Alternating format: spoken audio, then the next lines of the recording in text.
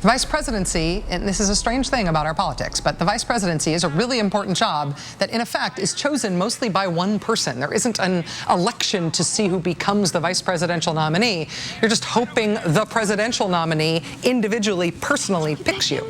And the primary role of the Vice President of the United States of America is to support the President of the United States of America, give that president his or her best judgment when sought, and as the Vice President to preside over the Senate only in a time when, in fact, there's a tie vote. The Constitution is explicit.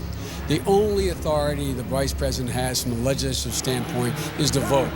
Only when there is a tie vote. He has no authority relative to the Congress. The idea he's part of the legislative branch is a bizarre notion invented by Cheney to aggrandize the power of a unitary executive, and look where it's gotten us. It has been very dangerous. Just to take a step back, the broader issue is that over the last 10 to 12 years, particularly under Mitch McConnell's stewardship, particularly during the Obama years, the Senate stopped being a body of majority rule and started being a body in which 60 votes, a supermajority, is necessary for basically everything.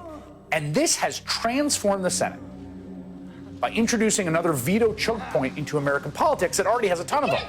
And it has threatened in a dire way the functionality of Congress. The younger senators, folks like Jeff Merkley from Oregon, are proposing is to restore the filibuster. It's a very simple proposal. They want to bring back the filibuster as it existed in Mr. Smith Goes to Washington. They want it to be like Jimmy Stewart, when he had to go to the floor and actually stand on his principles. Now, unfortunately, the filibuster is usually used secretly, behind closed doors, to stop debate, to prevent us from even having a vote. That has nothing to do with what Americans understand as a filibuster, and there is simply no reason to allow the abuses to continue. I think back to one particular comparison, Lyndon B. Johnson, 6 years majority leader, 1 filibuster. Yes. Harry Reid, his first 6 years, 281 filibusters. Right. That's paralysis that prevents us from addressing big issues. In fact, you can think of it this way.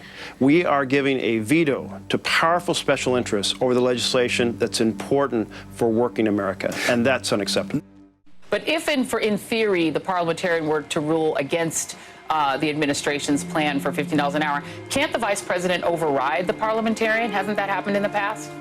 Not sure if it's ever happened in the past. Certainly that's not something we would do. We're going to honor the rules of the Senate and work within that system. So, Senate Democrats are going to abide by the parliamentarian's ruling and not have Vice President Kamala Harris in her role as President of the Senate overrule the parliamentarian, which the Vice President, as Joy Reid said, is entitled to do, but almost never does.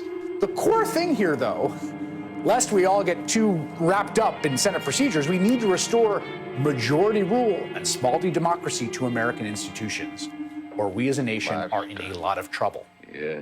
What that means is an important change in American law that will improve the lives of tens of millions of people is all up to someone whose name has never been on a ballot and who has a job that most people have never heard of. Senate parliamentarian Elizabeth McDonough did not ask for the power that she has over your life. Elizabeth McDonough does not want the power to decide whether you get a raise if you're a minimum wage worker.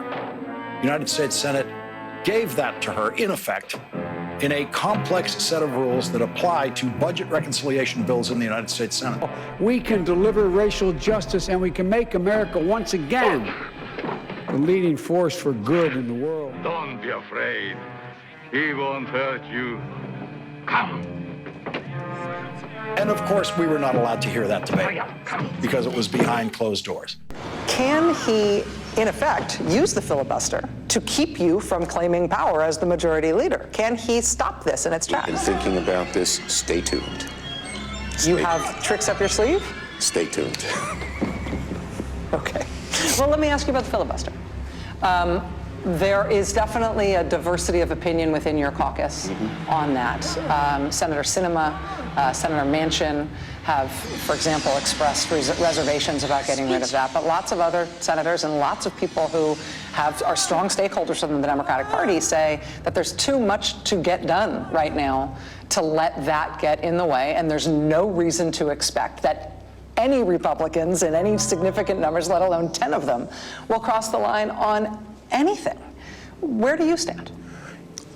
The caucus is united with a belief that I have. We must get big, strong, bold things done. That's a bottom line. If we don't, I worry about the future of this democracy. If people continue to be disillusioned that this government can't do a thing to make their lives better at a time when so many are angry, so many are sour, so many think they don't have a chance to get ahead, I worry about the future.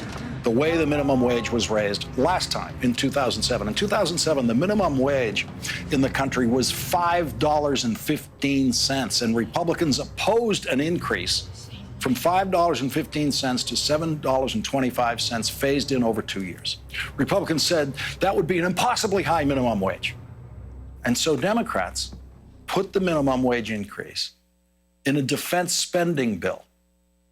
And that bill passed the Senate with 80 votes.